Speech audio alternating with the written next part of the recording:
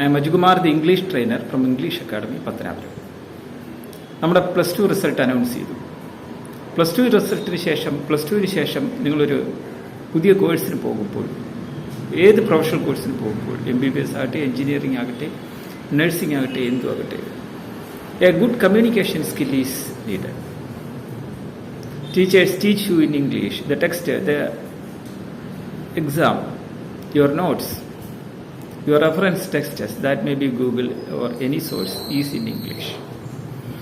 So we are conducting communication skills in English program. That's a certificate course. ഞങ്ങളുടെ communication skills in English programme, അതിനകത്ത് ഇപ്പോൾ 17 കുട്ടികൾ admission എടുത്തിട്ടുണ്ട്. അതൊരു certificate കോഴ്സാണ്.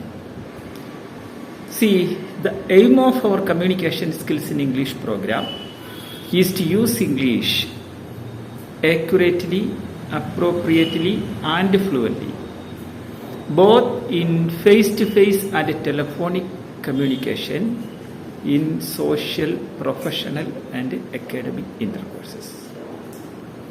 നിങ്ങളുടെ ലാംഗ്വേജ് ആക്യുറേറ്റ് ആയിരിക്കണം, മീൻസ് കൃത്യമായിരിക്കണം. നിങ്ങളുടെ ഇംഗ്ലീഷ് ലാംഗ്വേജ് അപ്രോപ്രിയേറ്റ് ആയിരിക്കണം, അനുയോജ്യമായിരിക്കണം. നിങ്ങൾ വേർഡുകൾ ഉപയോഗിക്കുമ്പോൾ വേർഡ് അനുയോജ്യമായിരിക്കണം. അതോടൊപ്പം ഫ്ലുവൻ്റ് ആയിരിക്കണം. What you mean by fluency?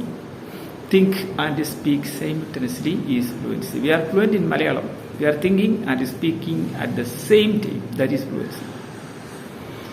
Mostly people, നമ്മളിപ്പം ആളുകൾ ഫേസ് ടു ഫേസ് കമ്മ്യൂണിക്കേഷനേക്കാളും കൂടുതൽ പ്രാധാന്യത്തോടു കൂടിയാണ് ടെലഫോണിക് കോൺവെർസേഷൻ.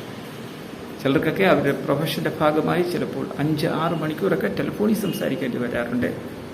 ഓർക്കുക, അപ്പോൾ ഫേസ് ടു ഫേസ് കമ്മ്യൂണിക്കേഷൻ കൂട്ട് തന്നെ ടെലഫോണിക് കമ്മ്യൂണിക്കേഷനും ഇമ്പോർട്ടൻ്റ് ആണ്. ഫേസ് ടു ഫേസ് കമ്മ്യൂണിക്കേഷന് നമുക്ക് we can ask for repetition. I beg again we can ask for repetition. But here in telephonic communication there is few chances. Sometimes there is no chances at all to beg their pardon. I beg your pardon. You can repeat it twice or thrice, but it is very necessary that you should need a good listening skills too. നമ്മൾ ഒരാളോട് ടെലിഫോണിൽ സംസാരിക്കുമ്പം ആ വ്യക്തി പറയുന്നത് നമുക്ക് മനസ്സിലാവണം. അതിന് നല്ലൊരു ലിസണിങ് സ്കില്ലും വേണം. Remember, accurate, appropriate and fluent. നിങ്ങൾക്ക് നിങ്ങളുടെ കഴിവനുസരിച്ച് 15 ദിവസം കൊണ്ട് അല്ലെ 30 ദിവസം കൊണ്ട് നിങ്ങളുടെ depending on your ability you can become a good communicator in English. So, welcome.